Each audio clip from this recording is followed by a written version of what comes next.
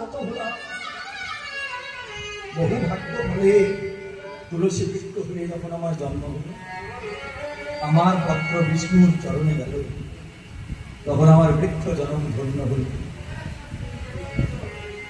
নবলক্ষশ্চ জলজা, 9 লক্ষ বার ডিমের মধ্যে জন্ম নিয়েছে। মুক্তি পেলাম কবে জানো? 9 লক্ষ বার জলের মধ্যে জন্ম নিয়েছে, মুক্তি পেলাম কবে জানো? সংকল্পে যখন আমার জন্ম হলো, ভগবানের সেবায় ভক্ত যখন ফুৎকার দিয়ে আমাকে বাঁচিয়ে দিল, তখন আমার জল জন্ম হলো। রুদ্র লক্ষশ্চ কৃমিনা, 11 লক্ষ বার কৃমি কীট হয়েছে। মুক্তি পেলাম কবে জানো? 11 লক্ষ বার কৃমি কীট হয়েছি বটে, কিন্তু মধুকর ভ্রমর কুলে যখন জন্ম হলো, মধু সংগ্রহ করে গোবিন্দের সেবায় দিলাম। এই করে 11 লক্ষ বার, তারপরে 10 লক্ষ অন্ডজন, 10 লক্ষ বার ডিমের মধ্যে। মুক্তি পেলাম কবে? এই ডিমের মধ্যে জন্ম নিয়ে ময়ূর কুলে যখন আমার জন্ম হলো, আমার পাখা গোবিন্দের চূড়ায় গেল, তখন ডিমের জন্ম ধন্য হল। তারপরে 30 লক্ষ বার পশুরূপে জন্ম নিয়েছে। বাঘ, সিংহ, হাতি, কত পশু হলাম, অবশেষে গাভী কুলে যখন আমার জন্ম হলো, তখন পশু কুলে জন্ম হল। এ করে 80 গেল। 4 লক্ষ বার মানবা, 4 লক্ষশ্চ মানবা। তাহলে 4 লক্ষ বার যখন মানব জন্ম, এত তাড়াতাড়ি আর হরি বলে কি করবো? 2-4 বার পরে বলবো। 4 লক্ষ বার আসবো, আবার যাবো, আবার আসবো, আবার যাবো, আবার আসবো, পরেই না হয়ে বলবো। মহাজন বলে, তুমি জানলে কি করে যে তোমার আরো জন্ম আছে? এমনও তো হতে পারে এই জন্মটাই তোমার কাছে শেষ জন্ম। কখনো বধির হয়েছি, সবাই হরি কথা শুনেছি, আমার শোনা হয় না। কখনো বোবা হয়েছি, সবাই বদন ভরে হরি বলেছে, সেদিনই আমার বলা হলো না। এত কষ্ট করার পরে সোনার ভারতে জন্ম নিয়ে যদি একটু নামের প্রসাদ পেতে না পারি, তাহলে তো নরজনম বিফলে যাবে। ওই জন্য সতীগণ এসে হাত পেতে, আঁচল পেতে বলে, রাধে একটু প্রসাদের রূপে দে না ধনী, প্রসাদের রূপে দে না ধনী। বড় বাসনালে এসেছি রাধে, প্রসাদের রূপে দে না ধনী। বড় বাসনালে এসেছি রাধে, প্রসাদের রূপে দে না ধনী।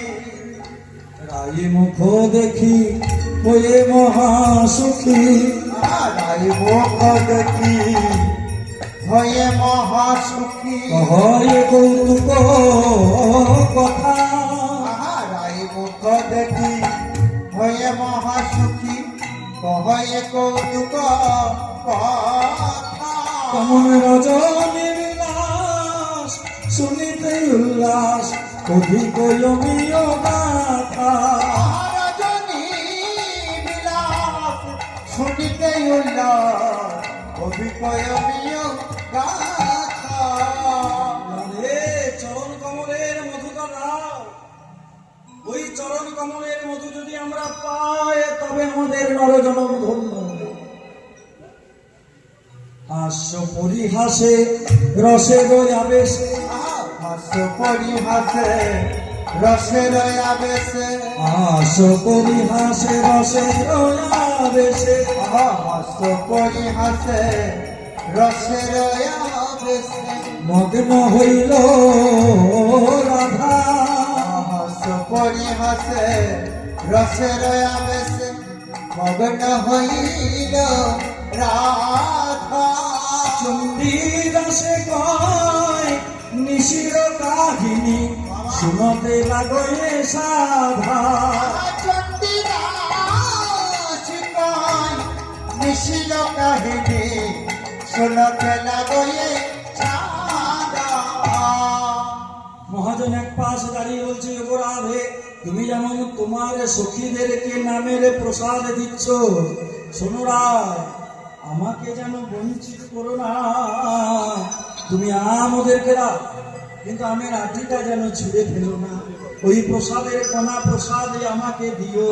কেন জানো, সেই জন্মের পর থেকে আজ পর্যন্ত আমি যে সেই আশাতে বসে আছি, হবে যে সেয়া আশাতে হরি বল, হরি বল, হরি বল। বসে আছি। আমি যে সেই আশাতে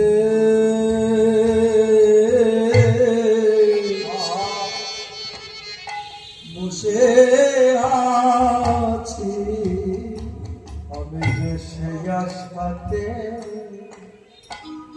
বসে আছি। প্রসাদের কণা প্রসাদের কণা প্রসাদ পাবো বলে আমি যে সেই আশাতে বসে আছি। প্রসাদের কণা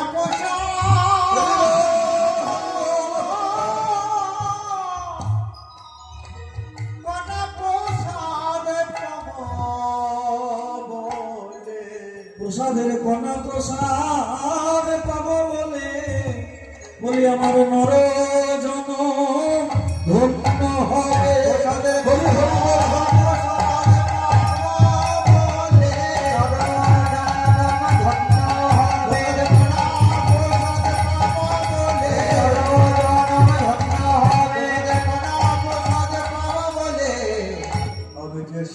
সাথে বসে আছি।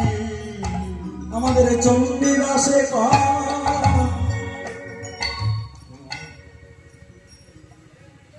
হাস্য পরিহাসে রসের আবেশে মগ্ন হইল রাধা। আবার চণ্ডীদাসে কয় নিশিও কাহিনী শুনতে লাগবে সাধা। এইবার রাধা রানী বলবে। এবার সখীরা একটু ভালো করে এতসাত হয়ে বসেছে। রাধারানী বলবে বলে প্রস্তুত হচ্ছে, আর সখীরা বেশ একটু শুনবে বলে প্রস্তুত হচ্ছে। রাধারানী বলছে, শোন রে শ্যামলা, ওরে বিমলা, যে প্রাণনাথের কথা আমি বলবো সে সম্পর্ক আজকেকার নয়, সে সম্পর্ক কবেকার জানি।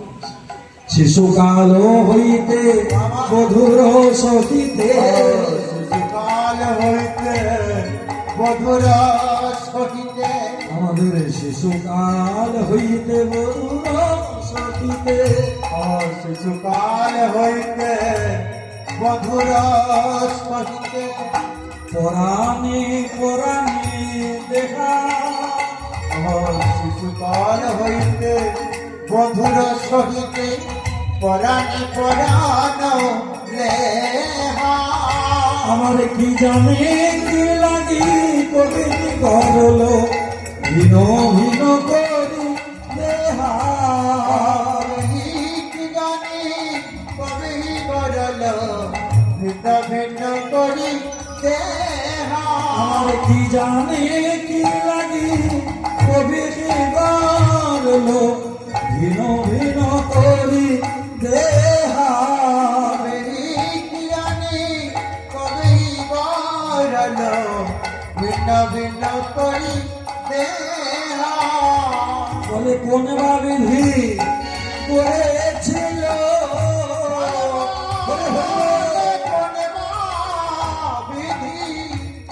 গড়েছিল আমাদের একই অঙ্গে দুটো রূপ।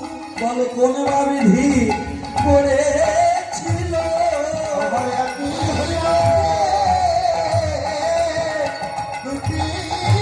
আমি যে গোবিন্দ ছাড়া রইতে নারী। হরি বল,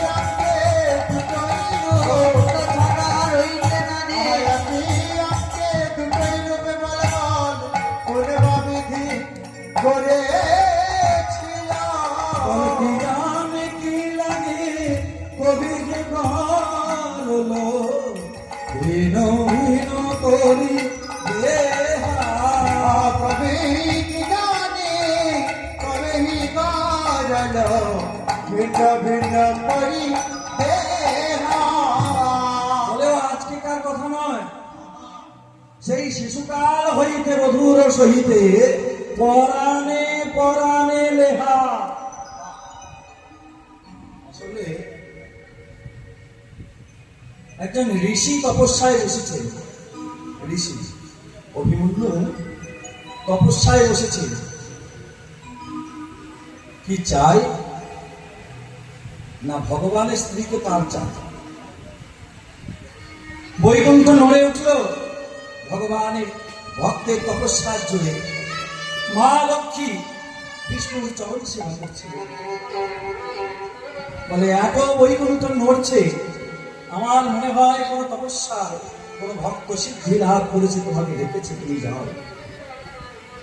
সুদর্শনধারী বিষ্ণু ভক্তের কাছে এসে দাঁড়ালেন। বলো ভক্ত, তোমার তপস্যায় আমি সন্তুষ্ট হয়েছি, বলো তোমার কি চাই। হে প্রভু, আমার স্বর্গ মর্ত পাতাল ধন জন কিচ্ছু চাই না, শুধু তোমার ধরণী কি আমার করে না। না না, এটা পারো না, তুমি অন্য কিছু চাও, তুমি যা চাইবে তাই দেবো, কিন্তু এই আমার স্ত্রীকে আমি তোমার দিতে পারবো না। বেশ, তাহলে তুমি যাও। আবার তপস্যায় বসে, আবার বৈকুণ্ঠ নড়ে উঠল। লক্ষ্মী বলল, স্বামী ভক্ত এত যখন ডাকছে তোমাকে তো যেতেই হবে। আবার বিষ্ণু যখন এলেন, ভক্ত বলো তোমার কি চাও, তুমি কি কিছু সিদ্ধান্ত পরিবর্তন করলে? না প্রভু, আমার একটাই চাওয়া, শুধু তোমার স্ত্রীকে আমার করে দাও। বলে না না, এটা আমি পারবো না, তোমার যদি অন্য কিছু চাওয়া থাকে তাহলে সেটা তুমি বলো, আমি দেবো। কি বলবো? তাহলে তুমি যাও। ভগবান বৈকুণ্ঠে চলে গেলেন, ভক্ত আবার তপস্যায় গেল। বেশ কিছুদিন তপস্যা করতে করতে বৈকুণ্ঠ নড়ছে। মহালক্ষ্মী বলে উঠল, ভক্ত এতবার তপস্যা করছে, এত সিদ্ধি লাভ করছে, চাইছে, দিচ্ছ না কেন? যাও আবার বলো ভক্ত তোমার কি চায়। আমি তো বললাম আমার কোন সিদ্ধান্তের পরিবর্তন নেই, শুধু তোমার ধরনীকে তথাস্তু তাই হবে। আমার ধরনীকে আমি তোমায় করে দিলাম, কিন্তু এও বললাম তুমি হবে নপুংসক।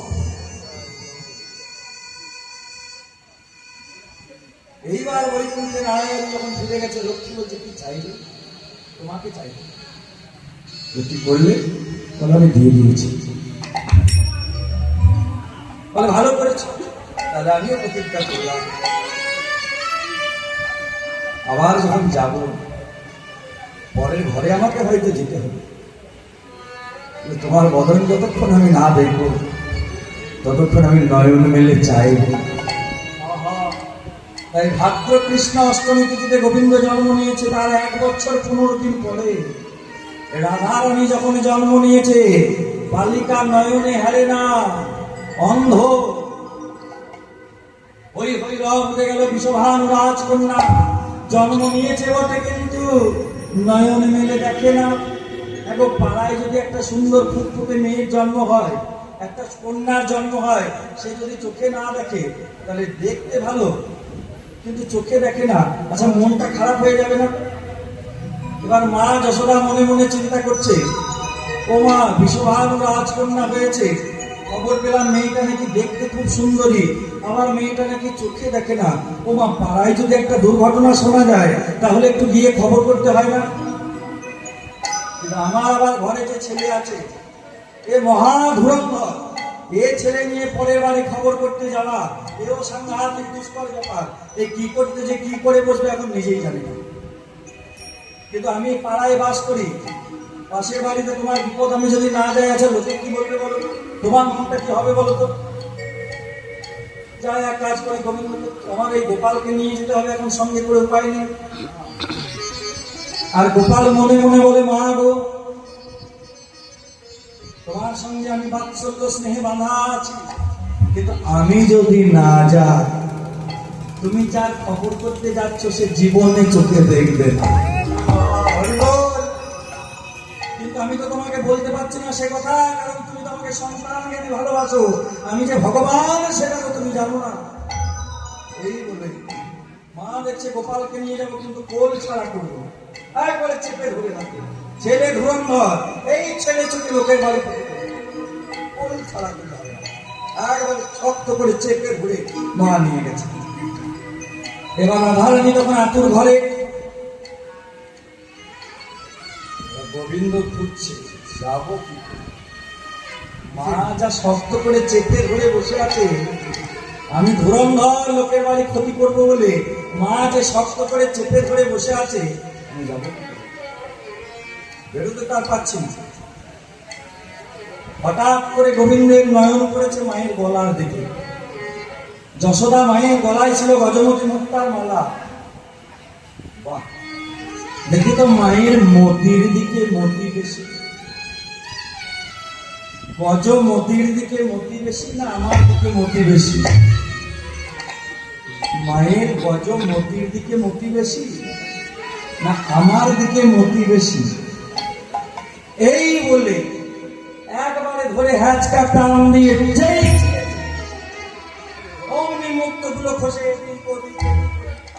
বলে না এ ছেলে লোকের বাড়ি আনে, একবারে মা যশোদা ধর। যেই মুক্ত গুলো কুড়োতে গেছে, একবারে হামাগুড়ি দিয়ে দিয়ে সুতিকা মন্দিরে একবারে বাম হস্তে যেই ঝাপড় দিয়েছে, তখনই নয়নে মেলে গোবিন্দ দেখে।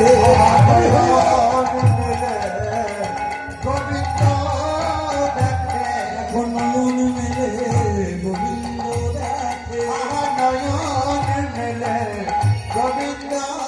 দেখে, সঙ্গে সঙ্গে নয়ন মেলে গোবিন্দ দেখে।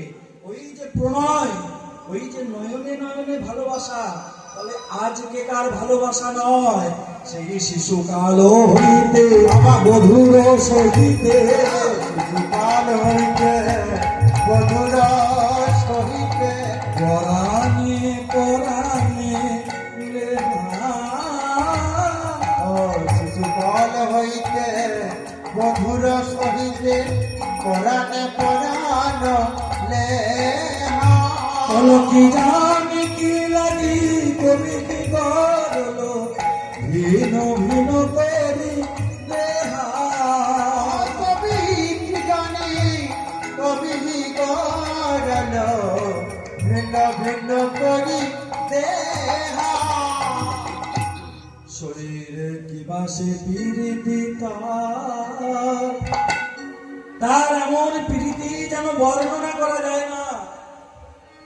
আলস করিয়া নারে পাশ দিতে আমি কি দিয়া শুধিব ধান, এমন ভালোবাসায় আমাকে ঋণী করেছে। ওই প্রেমের ঋণ জানি কেমন করে শোধ করব, সেটা আমি নিজেই জানি না। তখন সখীরা বলে শ্যামলা বিমলা অবলা মঙ্গলা বলে রাধে কেমন প্রীতি তার, বলে শুনবি কেমন প্রীতি? আমার ওই অঙ্গের বরণ নাকিয়া, আমার অঙ্গের বরণ নাকিয়া, আমার ওই অঙ্গের বরণ নাকিয়া, ওরে শ্যামা